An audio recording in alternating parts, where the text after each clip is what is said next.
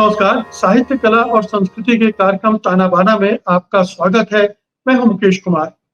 दोस्तों, संस्मरण, आत्मकथाएं या आप बीती आमतौर पर सफलताओं, असफलताओं का लेखा-जोखा होती हैं। कुछ दिलचस्प वाक़ये और अनुभव भी उनमें समेटे जाते हैं। मगर आज हम जिस पुस्तक पर बात करने जा रहे हैं, वो एक पत्रकार की वैचारिक यात्रा है। अपने परिवार और परिचितों से मिले ज्ञान और विवेक अक्सर नजरिए को तंग बना देते हैं, लेकिन ये हमें तभी पता चलता है जब उस दायरे से निकलकर हम बड़ी दुनिया देखते हैं। चौराहे चौराहों पर चौराहे पुस्तक में एक पत्रकार उन दायरों को तोड़कर जब आगे निकलता है, तो उसका साबका नए लोगों से, नए विचारों से होता है और वे उसकी दृष्टि को बदल देते हैं। आज हम इसी पुस्तक पर चर्चा करने जा रहे हैं और इसके लिए हमारे साथ हैं इसके लेखक प्रणव प्रियदर्शी। तो आइए उनसे बात करते हैं। प्रणव जी, कार्यक्रम में आपका बहुत-बहुत स्वागत है। अनम्यूट कर लीजिए अपने आप को। जी। जी जी, आ रही है आवाज मेरी? जी जी, बिल्कुल आ रही है जी। बहुत जी। शुक्रिया पहले तो मुझे इस अपने मंच पे जगह देने के लिए। जी मेरा पहला सवाल ये है कि ये जो किताब है चौराहों पर चौराहे, ये इसके लिखने का और इस ढंग से लिखने का आइडिया कैसे आया? आपने विचार यात्रा पर इतना जोर क्यों दिया है? जी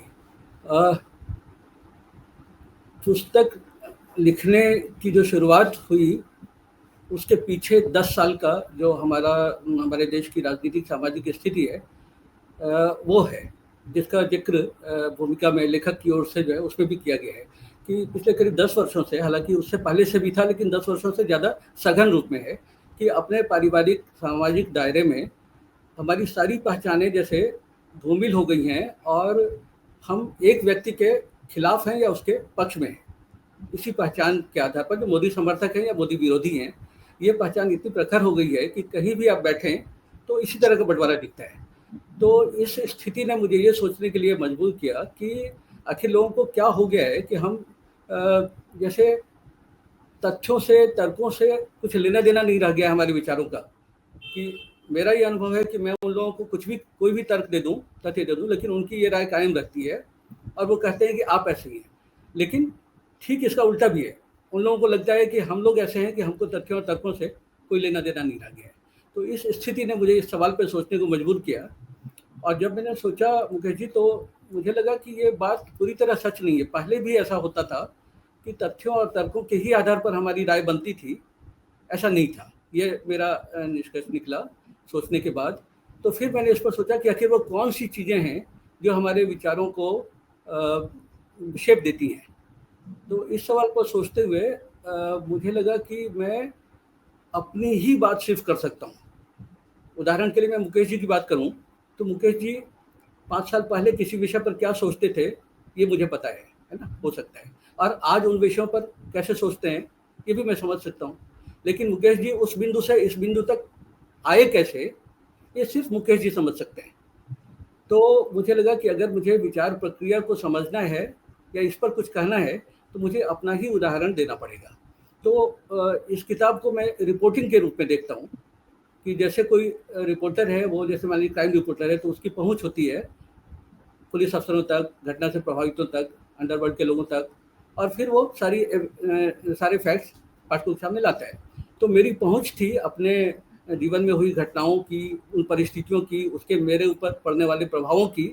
तो उन सारी चीज़ों को इकट्ठा करके मैंने इस किताब में रखा है ताकि जो जानकार विशेषज्ञ लोग हैं वो अगर उनको अगर थोड़ी आसानी हो समझने में कि विचार प्रक्रिया ज़्यादा स्पष्ट हो अगर, तो ये मेरी सफलता होगी। मोटा मोटी प्रमुख रूप से यही उद्देश्य रहा मेरा, और उसमें मेरे जीवन की घटनाएं जरूर है लेकिन ये मेरी आत्मकथा नहीं है मेरे हिसाब से।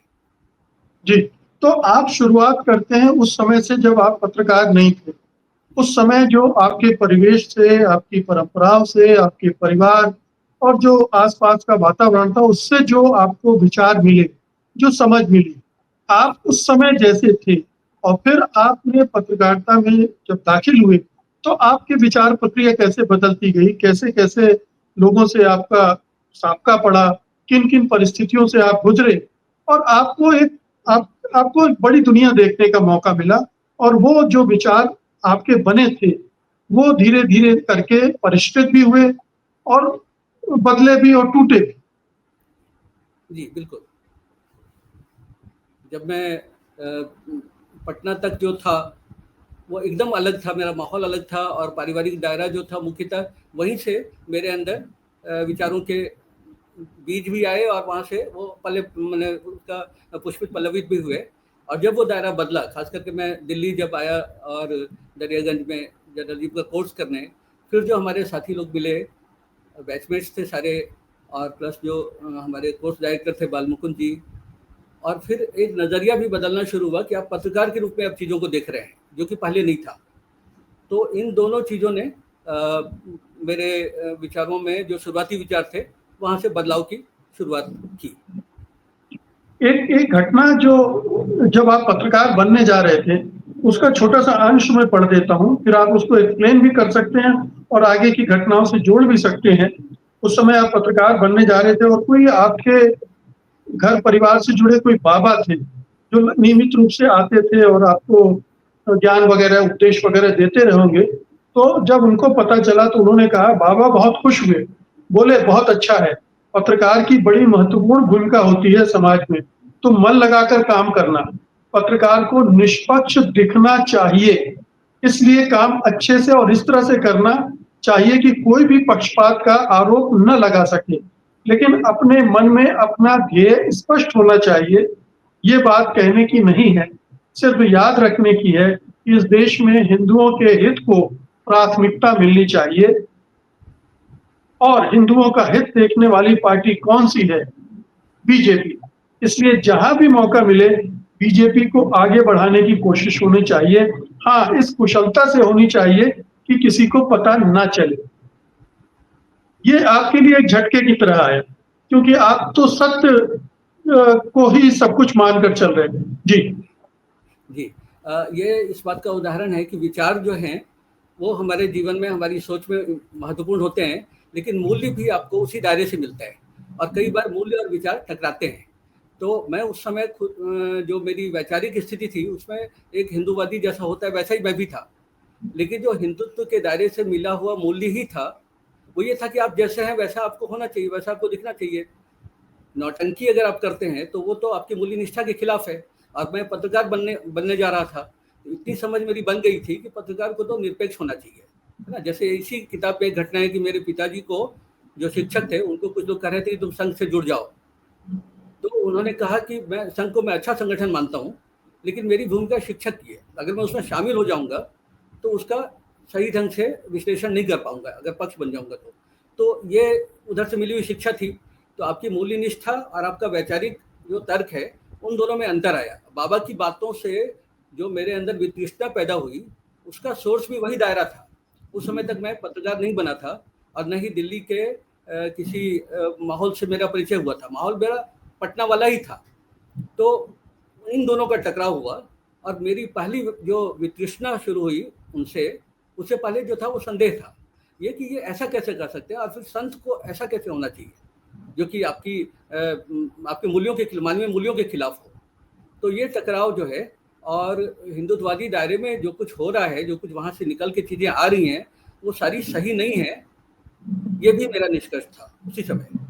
और उसके जी। बाद जब मैं दिल्ली आया तो आगे की घटनाएँ तो ये जब आप टीआरएफ में आए, टाइम्स रिसर्च फाउंडेशन के जो स्कूल था जिसमें आपका दाखिला हुआ, वहाँ आपको एक नई दृष्टि मिली, नए लोग मिले, नए तरह के सोच वाले मिले, जिन्होंने आपके सोच पर कहीं-कहीं हैमर किया और आपको नए तरह से सोचने का मौका मिला। तो ये ज़रूरी है कि पत्रकारिता की पढ़ाई में इस तरह का ज्ञान मिले और ऐसे पढ़ाने वाले भी हों, जो आपकी आँखें खोलें। जी। जी, बहुत ज़रूरी है। और अगर पत्रकारिता के लिहाज से देखा जाए तो जो हमारे वो 9 महीने थे, वो कितने महत्वपूर्ण थे हमारे लिए, इसका एहसास बाद के दिनों में हुआ। जब मैं पत्रकार बन गया और दूसरे पत्रकारों को मैं देखता था, तो जो अब छोटी-छोटी बातें हैं, जैसे अब अखबार पढ़ना हमारे लिए कितना महत्वपूर्ण है, इस बात की समझ बहुत लोगों को जब दशक बीत गए पत्रकारिता में, तब जो साथी दूसरे पत्रकारों को देखते थे, कई ऐसे थे, कई तो बहुत अच्छे थे, लेकिन उनका कहना था यार ठीक है, खबर तो मिल ही जाती है, तो अरे कितना अखबार पढ़ा जाए, कितना पैसा खर्च किया जाए, सैलरी तो इतनी ही मिलती है। तो उस सबको जैसे जब पौधा छोटा होता है तो आपके लिए उसको संवारना ज़्यादा आसान होता है।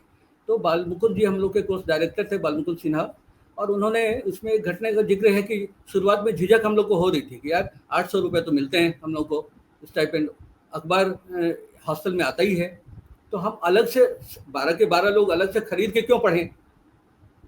तो उन्होंने कहा कि अगर नहीं पढ़ना है तो आप अभी रिजाइन कीजिए, क्योंकि अगर आप पत्रकारिता में हैं और अखबार खरीद के नहीं पढ़ सकते तो फिर आपको यहाँ होने का कोई मतलब नहीं है। तो इस तरह की चीजें, ये तो जस्ट एक उदाहरण है। ऐसे नहीं, बिल्कुल आप ठीक कह रहे हैं। अधिकांश अधिकांश छात्र ये बहाना बनाते हैं कि इस पे पैसे हमारे पास नहीं है या समय नहीं है, जी मुझे आज पढ़ने का वक्त नहीं मिला, इसलिए मुझे हाँ हेडलाइन पता नहीं।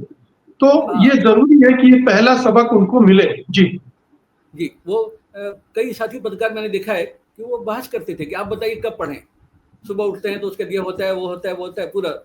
अब ये यानी जैसे हमारी ये जिम्मेदारी हो कि हम उनको बताएं, ठीक है। ये इसका मतलब ये है कि वो बात जो आपको पत्रकारिता की जो शुरुआती चीज़ें हैं वो उनके मन में बसी नहीं उस ढंग से, जिस ढंग से बैठना चाहिए। और वो बालमुकुंद जी को क्रेडिट इसका मैं दूंगा कि उन्होंने कील की तरह हम लोग को, उस समय भले हमको बुरा लगा हो, लेकिन यही नहीं, ऐसी बहुत सी बातें जैसे डिस्टॉर्शन की चीज़ें हैं। जैसे उनका कहना था कि हमारा काम यह है कि आपको ये समझना चाहिए कि आप क्या कर रहे हैं और उसका नतीजा क्या होगा, ठीक है, उसको अप्लाई करना आपकी जिम्मेदारी है। आप अगर कल को ये कहेंगे कि ऐसी हेडिंग लगा दी और मुझे थोड़ी पता था कि कल दंगा हो जाएगा, मुझे नहीं मालूम था, मैंने तो हेडिंग लगा दी थी, तो वो मेरे लिए डूब मरने की बात होगी। बताओ शिक्षक, आपको ये बिल्कुल। पता होना चाहिए कि ऐसी हेडिंग देने से दंगा भड़क सकता है, फिर भी अगर आपने दिया तो वो आपकी जिम्मेदारी है, आप उस पर फैसला कीजिए। मैं कोई पोप नहीं हूं कि आपको बताऊं कि आपको कैसी पत्रकारिता करनी है, ये आपका काम है तय करना, लेकिन मेरा बताना मेरा काम है कि आपको पता होना चाहिए। तो वो इस तरह की बहुत सी चीज़ें जिसको कहिए पत्रकारिता के संस्कार हम लोग कहते हैं, वो उन 9 महीनों में ठोक ठोक के बालमुकुंद जी ने हम लोग के अंदर डाला। उसके लिए मैं मतलब तहे दिल से उनका जिंदगी भर आभारी रहूंगा। जी, आपने एक हिंदुत्ववादी राजनीति से जो आपका मोह भंग हुआ, उसमें एक प्रसंग इसमें आता है आडवाणी जी का।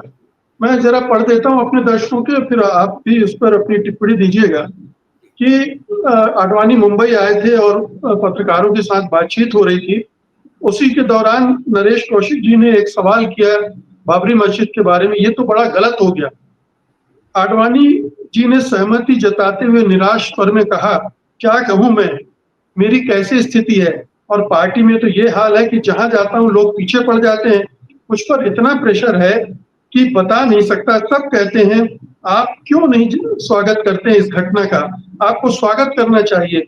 मैं कहता हूं चाहे जो हो जाए, मैं उस घटना का स्वागत नहीं कर सकता, नहीं करूंगा स्वागत। मैं यानी आप मंत्रमुग्ध सा उन्हें सुन रहा था। मुझे लग रहा था कितना अच्छा हुआ, इस आदमी को जज करने में मैंने जल्दबाजी नहीं की। और फिर उनकी रैली भी हुई। मैं उसमें भी पहुंचा कि देखूं क्या बोलते हैं, कैसे बीजेपी समर्थकों को अपनी बात समझाते हैं। वहां विशाल विशाल भीड़ उनका इंतजार कर रही थी। भीड़ में ज्यादातर युवा थे और उनका उत्साह देखते ही बनता था। आडवाणी के माइक संभालते ही उत्साह जैसे दोगुना हो गया और आडवाणी ने बोलना शुरू किया। प्रेस कॉन्फ्रेंस में उनके चेहरे पर जो निराशा दिख रही थी, उसका यहाँ नामो निशान नहीं था। यहाँ आडवाणी जी कह रहे थे, क्या बताऊं, मैं जहां भी जाता हूं मुझे पत्रकार लोग घेर लेते हैं। वे मुझ पर दबाव डालते हैं कि आप क्यों नहीं बाबरी मस्जिद गिराए जाने की घटना की निंदा करते हैं, आप उसे दुर्भाग्यपूर्ण बताइए। मैं कहता हूं कि चाहे जो भी हो जाए, उस घटना को दुर्भाग्यपूर्ण नहीं बताऊंगा, नहीं बता सकता दुर्भाग्यपूर्ण। जी, ये ये मेरे लिए उतना ही बड़ा सदमा था जितना पटना में बाबा के मुंह से, वो जो बाबा थे उनके मुंह से ये सुनना कि पत्रकार होते हुए तुमको छिपे रूप में बीजेपी की का पक्ष लेना चाहिए, फेवर करना चाहिए बीजेपी को। ये सुन के मुझे जैसा लगा था, आडवाणी जी के मुंह से वो सुन के मुझे वैसा ही लगा। कारण ये है कि जो बचपन से मेरे विचार बने थे और उसमें जो आपका इम्प्रेशन होता है वो भी बहुत महत्वपूर्ण था। तो मुझे लगता था कि आडवाणी और बीजेपी, आडवाणी और वाजपेयी जैसे लीडर जो हैं वो तो सबसे बड़ी संपत्ति है इस देश के, क्योंकि बहुत चूंकि वो बोलते अच्छा थे, तो उनके साथ मैंने विवेकशीलता को भी जोड़ दिया था। मुझे लग रहा था कि वो उतने ही विवेकशील भी हैं, और ये पहली बार मुझे इस बात का एहसास हुआ कि यार ये विवेकशीलता का तो नामो निशान नहीं है। अगर कोई नेता इस तरह का आचरण कर रहा है कि एक जगह कुछ और कह रहा है, दूसरी जगह कुछ और कह रहा है, यानी उसकी अपनी कोई निष्ठा ही नहीं, अपनी कोई प्रतिबद्धता ही नहीं है कि मस्जिद गिरना चाहिए कि नहीं गिरना चाहिए। तो उस दिन से, उससे पहले तक मुझे लग रहा था कि जो बाबरी मस्जिद गिर गई वो आडवाणी जी जैसे नेताओं के बावजूद गिरी, क्योंकि उनकी इच्छा तो नहीं थी। अब भीड़ ये हो गई, जो बीजेपी का एक समर्थक तबका तर्क भी देता था वहाँ, और कोर्ट में भी उन लोग का यही स्टैंड था कि नहीं, हमने नहीं किया। तो मुझे लगा कि नहीं, ये बिल्कुल, ये इतने गैर जिम्मेदार हैं लोग, इतना बड़ा नेता कैसे हो सकता है। तो ये एक तरह से मोहभंग बड़ा था। और किताब में भी है कि उससे पहले जो तर्क मेरे पास आते थे, जो सेकुलर पत्रकारों का जो समूह था, तो उसको मैं इन आधारों पर मन में खंडित करता था कि नहीं यार, आडवाणी जैसे नेताओं की मर्जी से थोड़ी ये हुआ। उस दिन जैसे वो सारे जो मेरा कवच था उनके विचारों की रक्षा में, वो सारा टूट फूट गया। तो ये दूसरी बड़ी बात हुई जिसके बाद से मेरे विचार जो बदलने शुरू हुए। फिर आगे भी आप बहुत सारी विचारधाराओं के संपर्क में आए, बहुत सारे ऐसे लोगों के संपर्क में आए जो समाजवादी थे, मार्क्सवादी थे या मध्य मार्गी थे, और उनसे भी आपने फिर और अपने विचारों को और परिष्कृत किया। इसके बारे में थोड़ा सा बताएं। जी, मेरा कहना है कि जो विचारों में बदलाव आते, जो मेरा निष्कर्ष है, मतलब निष्कर्ष क्या, जो भी मेरी सोच बनी है कि विचारों में बदलाव के लिए आपको आपका मन और आपकी जो सोच संवेदना है उसमें भी बदलाव आना चाहिए। कई बार घटनाओं से आता है, विचारों से नहीं आता है। उधर इस कंक्लूजन पर आते हुए मुझे लगा कि जैसे मैंने आज़ादी के समय की कल्पना की कि माहौल ऐसा था कि सांप्रदायिकता दोनों तरफ थी और लगभग हर परिवार में कोई ना कोई मरा था।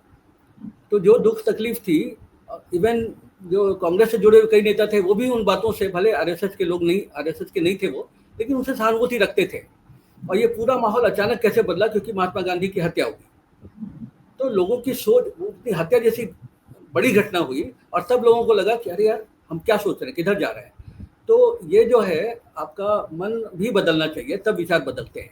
और जो वैचारिक बदलाव, जो तीखा मोड़ आया, वो जो राइट विंग से बने बीजेपी समर्थक एक व्यक्ति है, युवा है, अब वो वाम दिशा लेता है, तो ये बड़ा तीखा मोड़ है। उस तीखे मोड़ के लिए आपको ज़्यादा फोर्स की ज़रूरत होती है। तो जो अगर 92 मैं आपको बताऊं कि नवंबर 92 तक, और फिर उसके 2-3 महीने जो 93 के कह लीजिए कि मार्च अप्रैल तक, ये कुल मिला के 6 महीने जो रहे, वो मेरे हिसाब से, विचारों की यात्रा के हिसाब से सबसे ज़्यादा महत्वपूर्ण है। उस दौरान 3 बात हुई। पहली बात ये हुई कि आपने किताब में देखा ही है कि मेरा मतलब दिल भी टूटा था। उसी दौरान मैं एक लड़की के प्यार में आया था और फिर उधर से वो हुआ। तो एक बात वो लगी, एक झटका जो था कार्य। दूसरी बात ये हुई कि बीजेपी की तरफ से जो मैंने सोचा था आडवाणी जैसे नेता के बारे में, जो मेरी राय थी, वो खंडित हुई। दूसरा झटका वो लगा, जिसको इमोशनल झटका भी आप कह सकते हैं, ये 2। और तीसरा कि बम्बई जैसा शहर, और उसको मैंने दंगों की आग में लपटते हुए जो देखा, तो उसको जिस तरह से लोग बचाव कर रहे थे, ये 3 घटनाएं हुई जिसने व्यक्ति के तौर पर मुझे बुरी तरह से शॉक कर रखा था। और उसके बाद जो तर्क आए, वो तर्क पहले भी आ रहे थे, लेकिन पहले उन तर्कों का असर मुझ पर नहीं हो रहा था, उसके बाद असर होना शुरू हुआ। और जब एक बार आप उस तरफ मुड़ गए, तो फिर आपको आगे बढ़ने के लिए उस तरह के माहौल की जरूरत नहीं होती, फिर आप वैचारिक तर्कों के हिसाब से आगे बढ़ते रहे। ऐसा दूसरा मौका मेरे इसमें तब आया जबकि कह लीजिए लास्ट में मैं वामपंथ के जो ये है दायरा है, उससे बाहर निकलने की जब बारी आई, तो फिर वहाँ कुछ उसी तरह के फैक्टर्स की जरूरत शायद थी, जो कि कोरोना महामारी के रूप में मुझे मिली। तो इन दोनों के बीच की जो यात्रा है, हाँ, प्लस एक और मैं कहूँगा कि जो आस्तिकता से नास्तिकता की ओर, तो उसमें भी आगे बढ़ने के लिए आपको बहुत सी चीज़ों की ज़रूरत होती है, और इसलिए वो ज़्यादा मुश्किल रहा और ज़्यादा टाइम टेकिंग रहा। जी। अ, अगर आज के मुहावरे में कहें तो आप उस ज़माने में एक ज़माने में अंधभक्त थे, अंधभक्ति में फँसे हुए थे और उसके बाद आपने एक लंबा सफ़र तय किया प्रगतिशीलता का। एक ऐसे मुकाम पर जब आप वैज्ञानिक ढंग से सोच सकते हैं, तर्क तार्किक ढंग से चीज़ों का विश्लेषण करते हैं। ये एक पत्रकार को अचीव करना बहुत ज़रूरी है। आपकी किताब की एक सबक, एक सीख मैं समझता हूँ किसी भी अगर बडिंग जर्नलिस्ट के लिए है तो वो ये है कि आप इस तरह से अपने को बनाएँ कि आप तार्किक ढंग से सोच सकें और उसको विश्लेषित कर सकें। आज जो माहौल देखते हैं आप, टीवी चैनलों पर या तमाम जगहों पर जिस तरह के पत्रकार हैं, उन्हें देखकर आपको कैसा लगता है? क्या उन्हें वो दायरा नहीं मिला, वो लोग नहीं मिले, वो घटनाएँ उन घटनाओं से वो नहीं गुज़रे या उन्होंने अपने आप को बहुत बंद कर लिया बावजूद इसके कि चीज़ें हो रही हैं हमारे सामने, हम एक्सेप्ट करने को तैयार नहीं। अ, पहली बात मैं ये कहूँगा कि जो आपने कहा कि एक तर्कशील व्यक्ति के रूप में कैसे हम वैज्ञानिक सोच को कैसे अपना के आगे बढ़ें, ये ज़रूरत सिर्फ पत्रकार की नहीं, हर इंसान की है। तो समाज में चाहे भले पत्रकार हों या दूसरे पेशों के लोग हों, हर व्यक्ति के लिए ये ज़रूरी है कि इस तरह की सोच को अपनाए और हमारे समाज के लिए ज़रूरी है कि हम ऐसा माहौल दें कि लोग इस तरफ बढ़ें। तो उस लिहाज से हम एक समाज के रूप में बहुत ही नाकाम दौर से गुजर रहे हैं। इस तरह की ताकतें जिनको सक्रिय होना चाहिए था, वो नहीं हो पा रही हैं, चाह के भी नहीं हो पा रही हैं। तो ये एक विफलता एक लेवल पर है। अब बात पत्रकारिता की, क्योंकि पत्रकार के लिए ज़्यादा महत्वपूर्ण है। पत्रकार भी उन ताकतों में है, पत्रकारिता भी उन ताकतों में एक है जो समाज को वैज्ञानिक सोच की तरफ ले जाती है, जिसका दायित्व है ले जाना। तो मैं आपसे सहमत हूँ कि अभी का जो माहौल है और पत्रकारिता की जो स्थिति है, वो बहुत ज़्यादा विचारणीय है, सोचनीय है और इसमें सरकार की भूमिका कही जाती है भी, लेकिन मुझे लगता है मूलतः ये पत्रकारिता की जिम्मेदारी है। सरकार तो कोई भी चाहेगी, इससे पहले भी चाहती थी, सरकारें कोशिश करती ही थी। पहले उनको पता नहीं था कि वो अपनी शक्ति के इस्तेमाल से हम लोगों को इस हद तक दबा सकते हैं। इमरजेंसी का दौर था, उसमें बहुत दबाया था, लेकिन ये लगा कि वो तात्कालिक दौर है, राजनीति ने उसको चैलेंज किया, तो कुछ महीनों की बात थी, वो ठीक हो गया। ये लंबा दौर है। तो आपने सरकार को ये आपने मतलब हम पत्रकारों ने, पत्रकारिता ने सरकार को ये बता दिया है कि आप अगर हम पर ताकत का इस्तेमाल करें, तो हम आर्थिक और सारी ताकतें, तो हम आपके मन झुकते चले जा सकते हैं।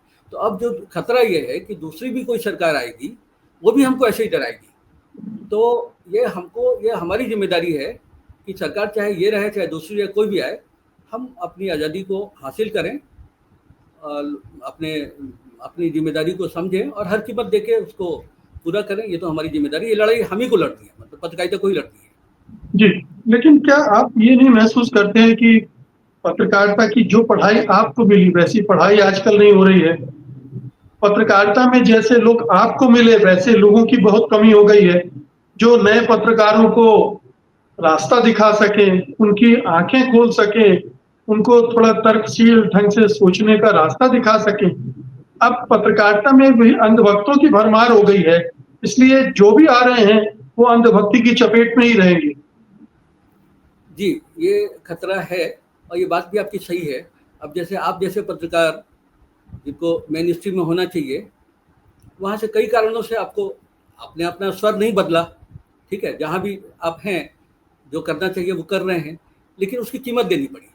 उस स्पेस से, मेन स्ट्रीम की स्पेस से आपको हटना पड़ा, हटा दिया गया। तो ऐसे बहुत से लोग हैं जिनको वहाँ से हटा दिया गया है और वहाँ पे जो काम कर रहे हैं, उनके लिए वो उदाहरण जो आप बन सकते थे, आप जैसे दूसरे पत्रकार बन सकते थे, वो नहीं बन पा रहे हैं। ये एक फैक्ट है। लेकिन कैसा भी दौर हो, जैसे दिया होता है ना, तो दिया आपको रास्ता दिखा नहीं देता है। दिया सिर्फ इतनी रोशनी करता है और ये संभावना आपके सामने रखता है कि इसमें आप रास्ते की परख करके सही रास्ते पर आगे बढ़ सकें। बढ़ना तो खुद आपको पड़ता है। तो ये बात सही है कि मुझे ऐसे बहुत से संपादक, वरिष्ठ पत्रकार मिले, ऐसे लोग मिले, जिनकी वजह से मेरी सोच बनी और आज की तारीख में वैसे लोग कम हैं। लेकिन ऐसा नहीं कि नहीं है। तो जो देखना चाहते हैं, जो सही रास्ता ढूँढना चाहते हैं, उनके लिए आज भी लोग अवेलेबल हैं, रास्ता भी अवेलेबल है। वहाँ पर चलने के लिए बहुत बड़ी कीमत देनी पड़ती है, जो कि उस समय जब मैंने शुरू की थी तब उतनी बड़ी कीमत नहीं देनी पड़ती थी। तो अगर हमारे अंदर ये ज़रूरत हमको महसूस हो, हम जिम्मेदारी का एहसास हो, तो हम हर कीमत देंगे। थोड़ा टफ हो गया है, मैंने आज के पत्रकारों के लिए थोड़ा मुश्किल है, क्योंकि उनके लिए उनको कीमत भी ज़्यादा देनी होगी, उनको ऐसे स्रोत भी खोजने पड़ेंगे जो हम लोग को इजीली अवेलेबल रहते थे। लेकिन ऐसा नहीं कि वो लोग नहीं हैं। बिल्कुल। और पत्रकारों को ये सलाह दी जाएगी कि ऐसे लोगों तक पहुँचे, ताकि जी, वो बिल्कुल। बेहतर पत्रकार बन सकें। ठीक है, जी, वो बिल्कुल। उनकी चाहे आप तक ना हो, लेकिन उन्हें ढूँढ-ढूँढ कर मिलना चाहिए और समझना चाहिए कि वास्तविक असली पत्रकारिता क्या है। वो नहीं जी, है जो सज-धज कर बैठकर आप कुछ भी उगल देते हैं और उसे जी। पत्रकारिता। हाँ, ये सच के साथ भी बहुत-बहुत है कि जी, रिपोर्टिंग में आपको सच तक पहुँचने के लिए मेहनत करनी पड़ती है। अगर आपके डेस्क पर कोई चीज़ आ रही है, तो मतलब वो प्लांटेड है। आप अगर सच तक नहीं पहुँचते हैं, सच आप तक पहुँचता है, तो उस सच पर आपको शक करना चाहिए। उसी तरह से जो अच्छी चीज़ें हैं, वहाँ तक पहुँचने के लिए आपको कोशिश करनी पड़ेगी। बिल्कुल। बहुत-बहुत शुक्रिया प्रणव जी। मैं अपने दर्शकों से कहूँगा कि ये किताब आपको ज़रूर पढ़ना चाहिए।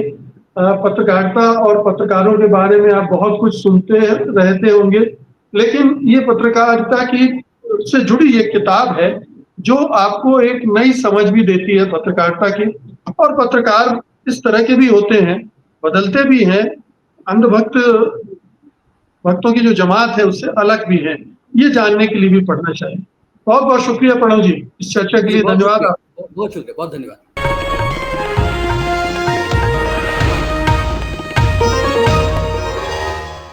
Copyright disclaimer under Section 107 of the Copyright Act 1976. Allowance is made for fair use for purposes such as criticism, comment, news reporting, scholarship, and research. Fair use is a use permitted by copyright statute that might otherwise be infringing.